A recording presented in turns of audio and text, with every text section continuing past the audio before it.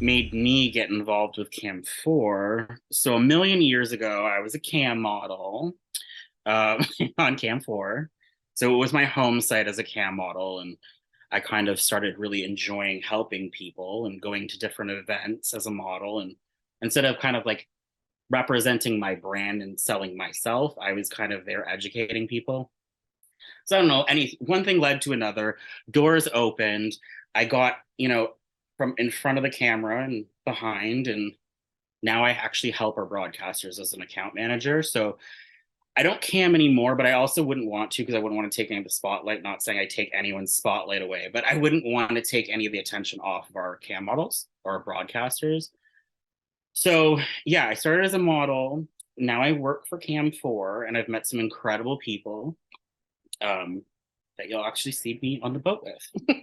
One of my favorite aspects about CAM4 in the community, I really like that everyone's super open and everyone kind of like, I don't know, everyone's there to hold your hand and hold another, right? Like there is a sense of community. I hate saying the term, but like for me, it was like, I was never like super like, I was never like, oh, look at me, I'm the greatest cam model. Like I was kind of like, a little self-conscious, whatever. But I remember when I went to one of my first events, I realized how big of a community there is in camming, and not just in camming, in sex work. Some of the most honest and brutally blunt people you'll ever meet, but some of the most sweetest, non-judgmental people. I definitely feel like it's the community aspect, and that everyone's kind of like a watchful eye for the next. I actually talk to more people that I know through this site than I do in my own personal life. So it's actually created some like really cool friendships and bonds. What would set Cam4 apart from other webcam platforms? I would definitely say assets like myself and Vanna, who are there pretty much 24/7 for our broadcasters. We also have a lot of training articles and outlets and different incentives to help. Even if like the most newest cam model going, we will literally, hold your hand, we'll show you the ropes. It's like you actually feel like there are people that want the same success that you want type thing. And with a lot of other platforms, like even if it's just customer service, like learning how to set up payment options, it's a nightmare. Back when I did start camming, I had tried out other options, and I was just like, you couldn't get a hold of anybody if you wanted to. So yeah, I think it's like the staff, the customer support. Plus, our tokens are actually higher in value than most platforms, and we also don't take a cut of your money. Pretty much, my life is an open book. So for me, working for a cam platform or even being connected to the industry, I'm very transparent with all my friends, my family, whatever. And like they have some of our swag. They're like, oh my God, get an autograph of this person when you go to different events and stuff like that. So it's like I'm not very private in terms of when people ask me what I do or what my career choice is. I used to be a visual merchandiser for 10 years at a Canadian retailer. I used to work at a video store.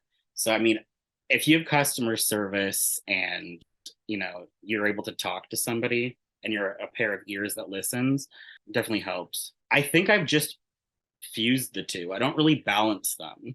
It's hard. It doesn't really make sense me saying that, but like I'm always working or always thinking about work or always thinking about the better of what I could do tomorrow that could help this person.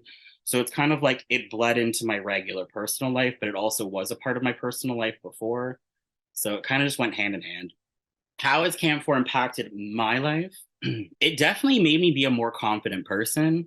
It kind of opened up a shell that I didn't know I was still in as an adult. But for me, it's definitely some of the friendships I've made. Like never in a million years would I ever have thought I would have, been in Australia or ever been in Miami or been in New Jersey or been anywhere I've traveled with work.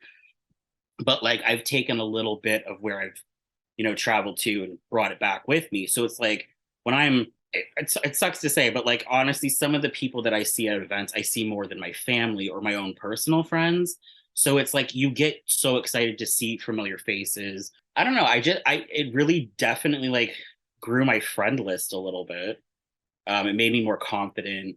It broke down a wall. So, what inspired me to share my story on Below Deck? Honestly, this is going to be a little bit weird, but since I was a kid, I've been sick. I've been sick with Crohn's disease. I have a liver condition. I have all sorts of problems. So, that kind of touches base on the why I don't get out much. I don't really live on the edge, so to speak. So I felt like I was at a point in my life where like the pandemic had just ended, I think for the third time.